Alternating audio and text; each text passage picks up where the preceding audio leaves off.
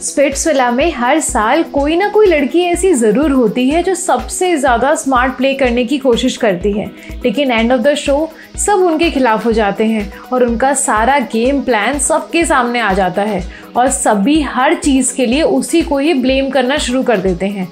इस साल भी कुछ ऐसा ही हुआ। सुंदुस ने शुरू से ही बड़ी चालाकी से खेला, लेकिन अब सब उनके खिलाफ हो गए हैं एंड सब में लड़कियां।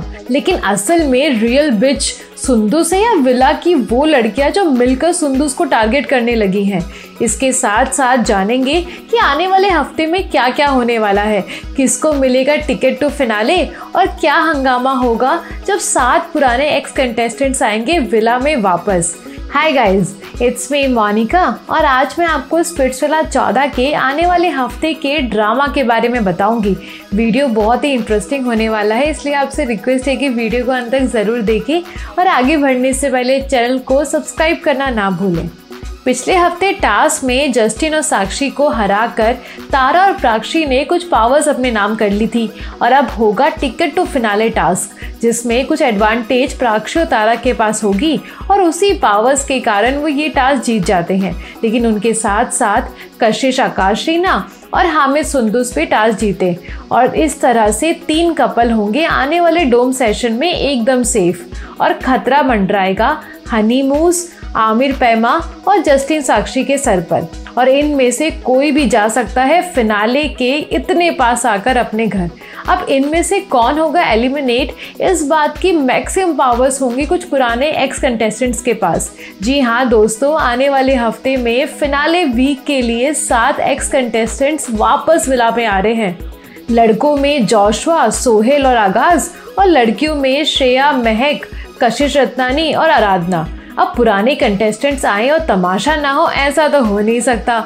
सबसे पहले तो महक मेरी समझ से परे है। वो हमेशा अजीब तरीके से सब पर चिल्लाती क्यों रहती है। मेरे को तो इनका गुस्सा होने का रीज़न ही कभी समझ नहीं आता और शायद कशिश को भी नहीं आता, पर बेचारे को शो में खुद को लॉयल दिखाने के चक्कर में सुनना पड़ता है। महक ने आते ही वापस से कशिश पर चिल्लाना शुरू कर दिया, फुल इलॉजिकल।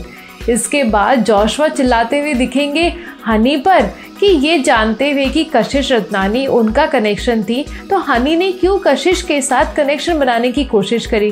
पर जोशुआ स्पिट्सविला के अकेले खेलते हैं, कनेक्शन तो बनेगा ही ना किसी के साथ। और वैसे भी सबको पता है कि हनी और कशिश का कनेक्शन बड़ा ही फ्रेंडली कनेक्शन था, लेकिन फिर भी जोशुआ हनी पर चढ़ जाएंगे और दोनों के बीच की बात इस हद तक पहुंच जाएगी कि बात हाथापाई तक आ जाएगी। और जोशुआ इतने में कहाँ मानने वाले थे। जब मूस इस बात पर जोशुआ के खिलाफ जाएंगी तो वो मूस के कैरेक्टर के बारे में बहुत ही गंदा बोलेंगे, जिसे सुनकर मूस जोशुआ को मारने भागेगी। लेकिन फिर बाकी कंटेस्टेंट्स उन्हें रोक लेंगे और सनी लियोनी उन्हें समझाती हुई दिखेंगी। अब मूस और हनी का जोशुआ से ये पंगा डोम सेशन में उनके लिए भारी पड़ सकता है, क्योंकि पावर्स एक्स कंटेस्टेंट्स के पास होगी तो हो सकता है कि हनी मूस का ये आखिरी दिन हो स्पिट्सविला में। बट इस डोम सेशन में सबसे इंटरेस्टिंग बात होगी जब सभी लड़कियां सुंदुस के खिलाफ खड़ी होंगी।